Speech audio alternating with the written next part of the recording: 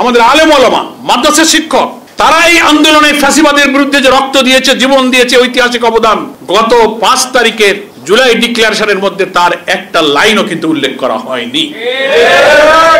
যে আশা নিয়ে আমরা সংসদ ভবনের দক্ষিণ প্লাজায় এসেছিলাম, আমাদের সেই আশা শতভাগ পূর্ণ হয়নি। একটা অসম্পূর্ণ বিবৃতির মতো পাঠ করা হয়েছে। আমাদের আলেম ওলামা, মাদ্রাসা শিক্ষক, তারা এই আন্দোলনে ফ্যাসিবাদের বিরুদ্ধে যে রক্ত দিয়েছে, জীবন দিয়েছে, ঐতিহাসিক অবদান, গত 5 তারিখের জুলাই ডিক্লারেশনের মধ্যে তার একটা লাইনও কিন্তু উল্লেখ করা হয়নি।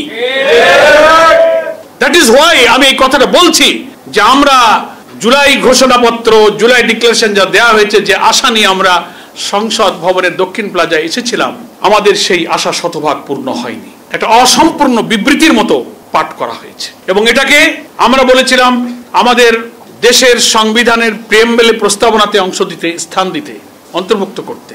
প্রস্তাবনাতে চিফ অ্যাডভাইজার সাহেব যেটা উল্লেখ করেছেন, তিনি বলেছেন যে এটা আগামী নতুন সরকার আসবে 2 বছর পর, সরকার আসার 2 বছর পরে সংবিধানের একটা তফসিলে অন্তর্ভুক্ত হবে। এটাকে খুব হালকা করে দেখা হয়েছে।